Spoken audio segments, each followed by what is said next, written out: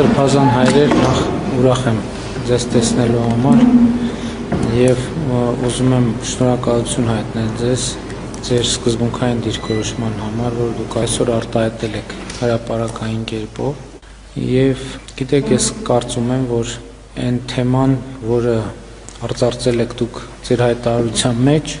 հանձնավորվածի միջոցով մենք շատ կարևոր մի ընդհանրական որակարգի հետ ենք առնչվում։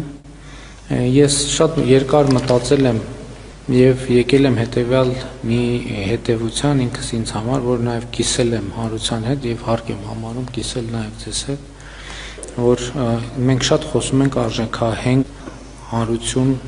արժեքահենք պետություն, արժեքահենք հասարակություն ունենալու մասին։ Եվ դա մեր նպատակը եւ խնդիրն է եւ որտեվ այնուամենայնիվ ցանկացած պետություն ինքը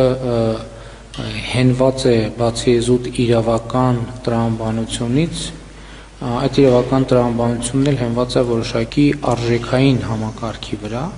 եւ չի կարող պետություն լինել առանց արժեքային համակարգի։ Մեր արժեքները առաջին հերթին առնչվում են մեր հոգեվոր արժեքներին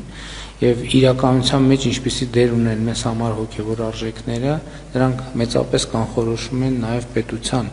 ընդհանրապես արժեքահենք լինելը եւ հասարակության արժեքահենք լինելը եւ ես կարծում եմ, որ սա մի խնդիր է, որի հետ առնչվել է եւ որի վերաբերյալ դիրքորոշումներ արտահայտելը մեր պետության հետագա զարգացման եւ ճակատագրի համար ունի շատ կարեւոր առնչություն եւ ես կարդացել եմ ձեր հայտարարությունը հենց այդ դիտանկյունից, որ ես ամենայն դեպս տեսել եմ արտահայտությունը նույն կարգի մտահոգության, ուստի ես հարկ համարեցի հրավիրել ձեզ հանդիպման եւ զրույցի եւ ուզում եմ շնորհակալություն հայտնել ձեզ, որ ընդունել եք հրավերը եւ պատրաստ եք նման խոսակցության եւ քննարկման